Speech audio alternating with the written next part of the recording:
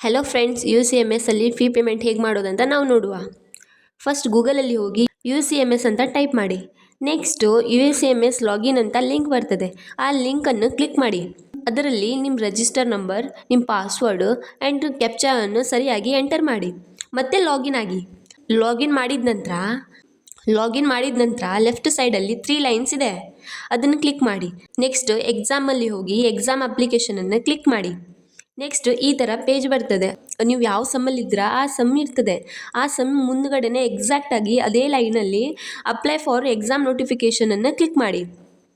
Next ಈ ಥರ page ಬರ್ತದೆ.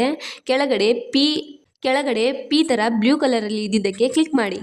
ನೆಕ್ಸ್ಟು ಕನ್ಫರ್ಮ್ ಅಂತ ಮೆಸೇಜ್ ಬರ್ತದೆ, ಅದಕ್ಕೆ ಎಸ್ ಅಂತ ಕ್ಲಿಕ್ ಮಾಡಿ. ನೆಕ್ಸ್ಟು ವರ್ಚುವಲ್ ಪೇಮೆಂಟ್ ಅಡ್ರೆಸ್ ಅಂತ ಬರ್ತದೆ.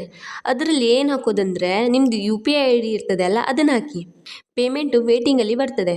ಆಮೇಲೆ ನಿಮಗೆ ನಾರ್ಮಲ್ ಮೆಸೇಜಲ್ಲಿ ಮೆಸೇಜ್ ಬರ್ತದೆ, ಅದನ್ನು ಕ್ಲಿಕ್ ಮಾಡಿ.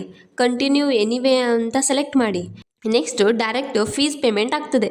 ಅದನ್ನು ಸ್ಕ್ರೀನ್ಶಾಟ್ ಹೊಡೆದು ಇಟ್ಕೊಳ್ಳಿ ಫಾರ್ ಎ ಪ್ರೂಫ್ ಪರ್ಪಸ್. ಇನ್ನು UCMS ರಿಲೇಟೆಡ್ ನಿಮ್ಗೆ ಯಾವುದಾದ್ರೂ ವಿಡಿಯೋಸ್ ಬೇಕಿದ್ದರೆ ನನಗೆ ಕಮೆಂಟ್ ಮಾಡಿ ಮತ್ತು ಚಾನಲ್ಗೆ ಸಬ್ಸ್ಕ್ರೈಬ್ ಮಾಡಿ. ಬಾಯ್ ಬಾಯ್ ಫ್ರೆಂಡ್ಸ್, ಸಿಗುವ ನೆಕ್ಸ್ಟ್ ವಿಡಿಯೋದಲ್ಲಿ.